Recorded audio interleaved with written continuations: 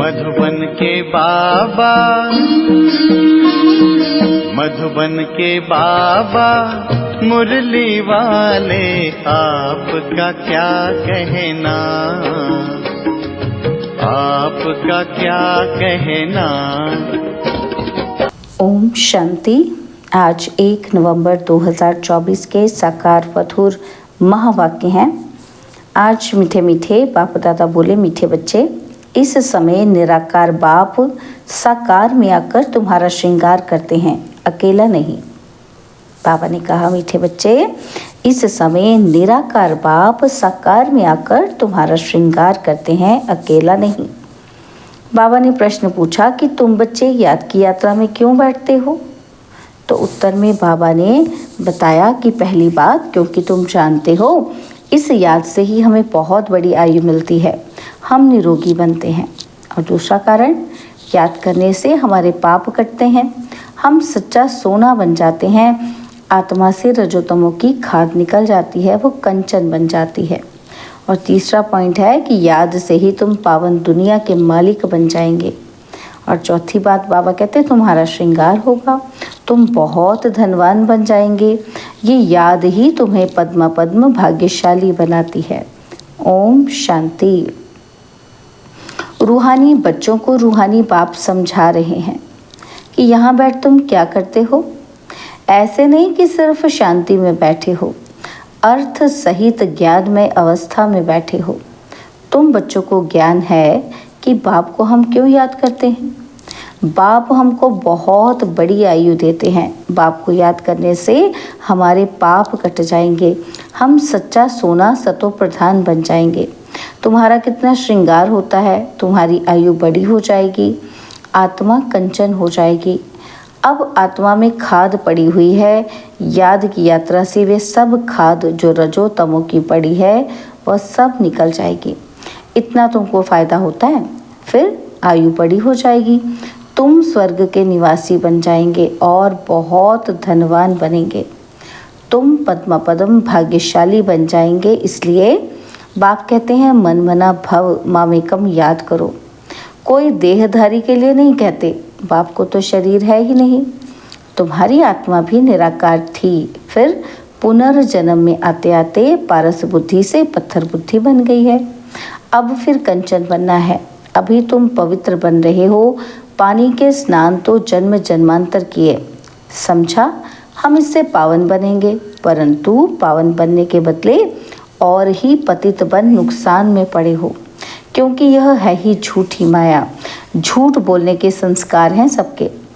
बाप कहते हैं मैं तुमको पावन बनाकर जाता हूँ, फिर तुमको पतित कौन बनाता। अभी तुम फील करते हो ना, तो कितना गंगा स्नान करते आए, परंतु पावन तो बने नहीं। पावन बनकर तो पावन दुनिया में जाना पड़े। शांति धाम और सुख धाम है पावन धाम। यह तो है ही रावण की दुनिया, इसको दुख धाम कहा जाता है। यह तो सहज समझने की बात है ना, इसमें कोई मुश्किलात ही नहीं, ना किसी को सुनाने में मुश्किलात है। जब कोई मिले तो सिर्फ ये बोलो, अपने को आत्मा समझ बेहद के बाप को याद करो। आत्माओं का बाप है परम पिता परमात्मा शिव। हर एक के शरीर का तो अलग अलग बाप होता है, आत्माओं का तो एक ही बाप है। कितना अच्छी रीति समझाते हैं और हिंदी में ही समझाते हैं। हिंदी भाषा ही मुख्य है। तुम पद्मा पद्म भाग्यशाली इन देवी देवताओं को कहेंगे ना, ये कितने भाग्यशाली हैं। ये किसी को भी पता नहीं है कि स्वर्ग के मालिक कैसे बने। अभी तुमको बाप सुना रहे हैं, इस सहज योग द्वारा इस पुरुषोत्तम संगम पर ही ये बनते हैं। अभी है पुरानी दुनिया और नई दुनिया का संगम, फिर तुम नई दुनिया के मालिक बन जाएंगे। अब बाप सिर्फ कहते हैं 2 अक्षर सहित अर्थ सहित याद करो। 2 अक्षर ही बाबा कहते हैं अर्थ सहित याद करो। गीता में है मन मना भव। अक्षर तो पढ़ते हैं परंतु अर्थ बिल्कुल नहीं जानते।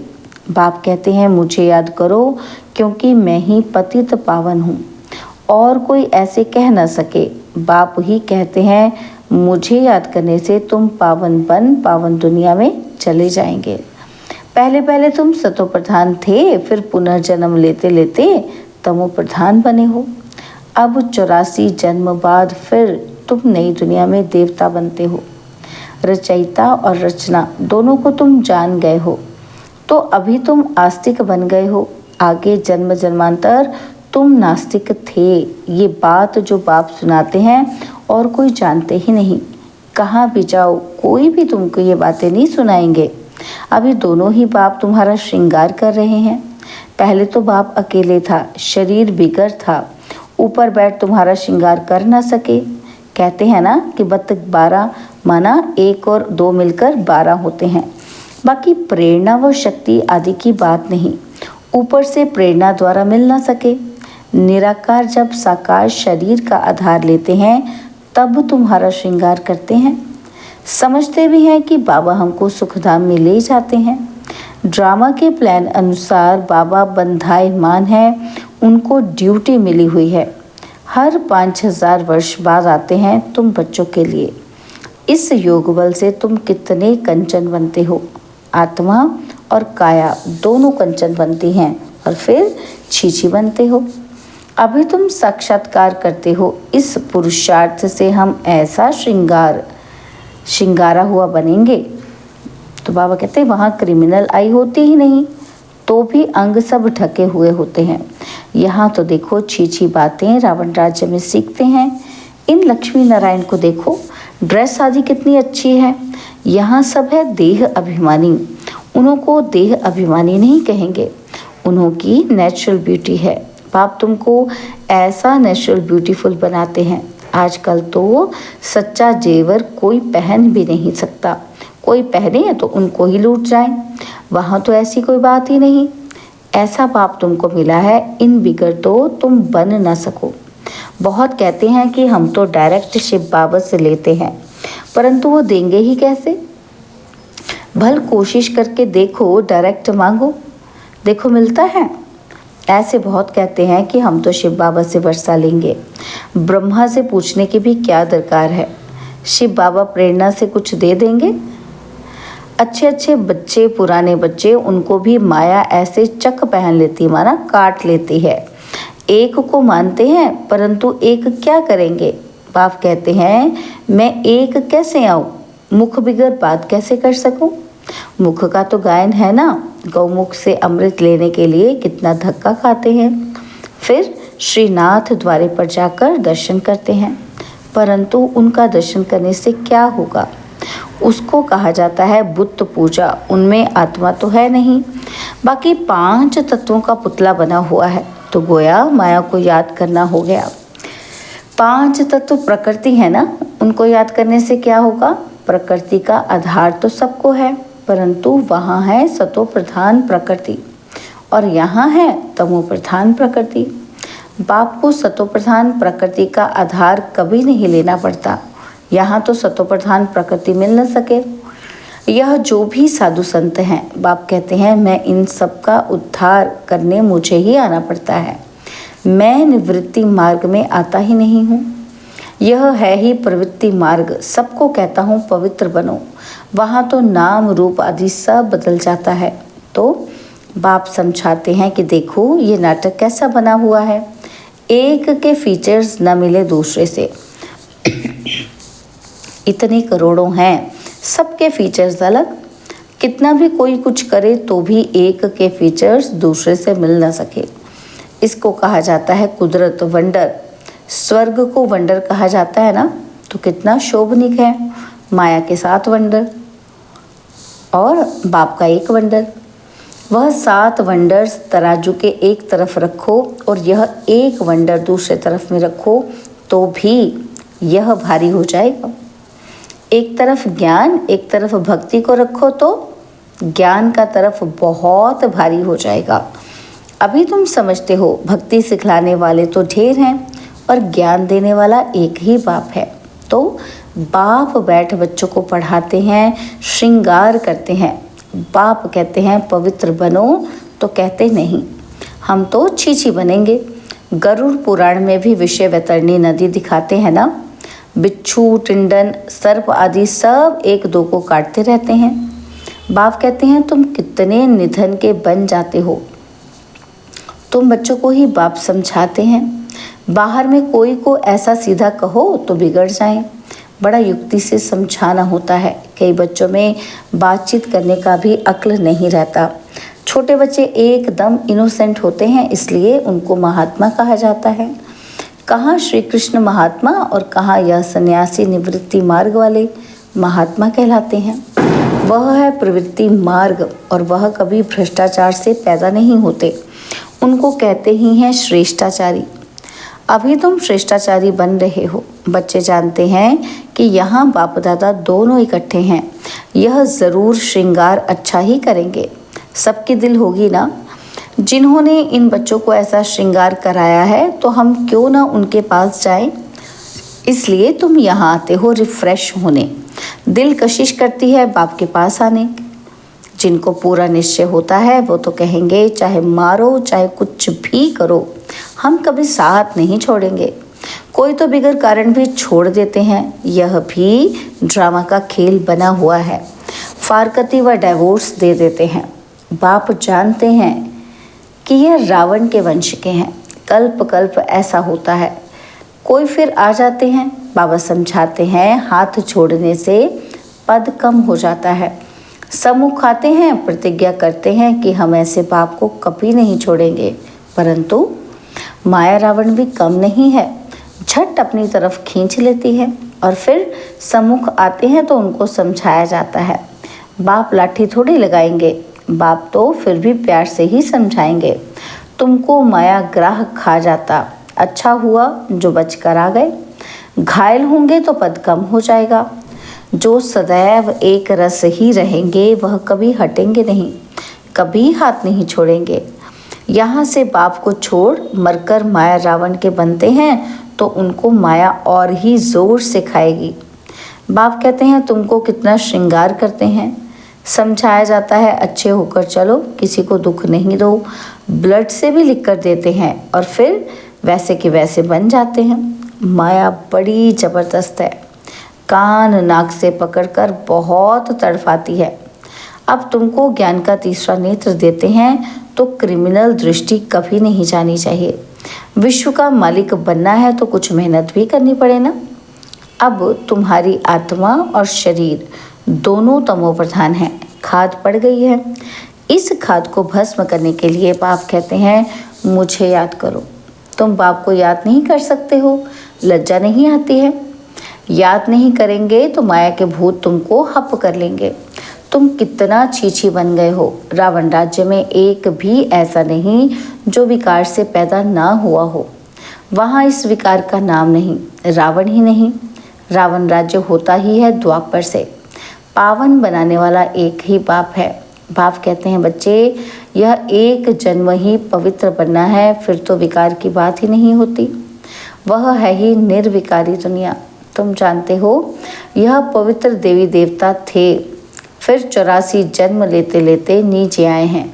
अब है पतित, तब पुकारते हैं कि हे शिव बाबा हमको इस पतित दुनिया से छुड़ाओ। अभी जब बाप आए हैं तब तुमको समझ पड़ी है कि ये पतित काम है। आगे नहीं समझते थे क्योंकि तुम रावण राज्य में थे। अब बाप कहते हैं सुख धाम चलना है तो छीछी बनना छोड़ो। आधा कल्प तुम छीछी बने हो, सिर पर पापों का बहुत बोझा है और तुमने गाली भी बहुत दी है। बाप को गाली देने से बहुत पाप चढ़ जाते हैं, यह भी ड्रामा में पार्ट है। तुम्हारी आत्मा को भी 84 का पार्ट मिला हुआ है, वह बजाना ही है। हर एक को अपना पार्ट बजाना है। फिर तुम रोते क्यों हो? सत्युग में कोई रोता नहीं। फिर ज्ञान की दशा पूरी होती है तो वही रोना पीटना शुरू हो जाता है। मोह जीत की कथा भी तुमने सुनी है।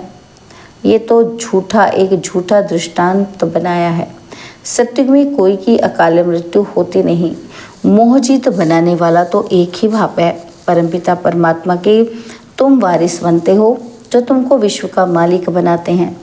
अपने से पूछो कि हम आत्माएं उनके वारिस हैं। बाकी जिस्मानी पढ़ाई में क्या रखा है? आजकल तो पतित मनुष्यों की शक्ल भी नहीं देखनी चाहिए और ना बच्चों को दिखानी चाहिए। बुद्धि में हमेशा समझो कि हम संगम युग पर हैं, एक बाप को ही याद करते हैं और सबको देखते हुए नहीं देखते हैं। हम नई दुनिया को ही देखते हैं। हम देवता बनते हैं, उस नए संबंधों को ही देखते हैं, पुराने संबंध को देखते हुए नहीं देखते हैं। ये सब भस्म होने वाला है। हम अकेले आए थे, फिर अकेले ही जाते हैं। बाप एक ही बार आते हैं साथ ले जाने। इनको शिव बाबा की बारात कहा जाता है।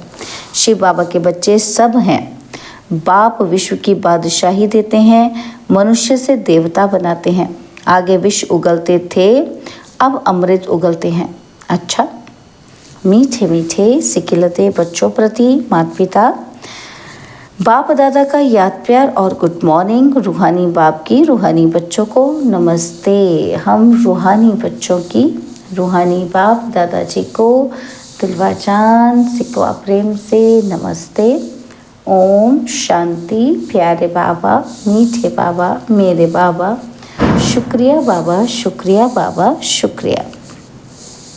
धारणा के लिए मुख्य सार है। पहला पॉइंट है, स्वयं को संगम युग निवासी समझकर चलना है। पुराने संबंधों को देखते हुए भी नहीं देखना है। बुद्धि में रहे कि हम अकेले आए थे, अकेले जाना है। और सेकंड पॉइंट है, आत्मा और शरीर दोनों को कंचन बनाने के लिए ज्ञान के तीसरे नेत्र से देखने का अभ्यास करना है। क्रिमिनल दृष्टि खत्म करनी है। ज्ञान और योग से अपना श्रृंगार करना है। बाबा ने आज वरदान दिया, मन मना भव हो अलौकिक विधि से मनोरंजन मनाने वाले बाप समान भव। मन मना भव हो अलौकिक विधि से मनोरंजन मनाने वाले बाप समान भव।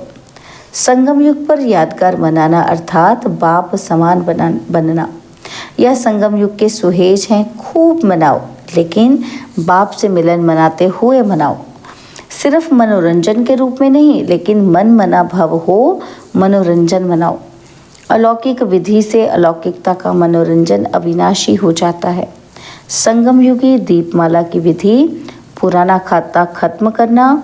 हर संकल्प हर घड़ी नया अर्थात अलौकिक हो।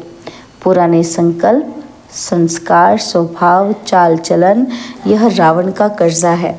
इसे एक दृढ़ संकल्प से समाप्त करो। स्लोगन है, बातों को देखने के बजाय स्वयं को और बाप को देखो। बातों को देखने के बजाय स्वयं को और बाप को देखो। ओम शांति।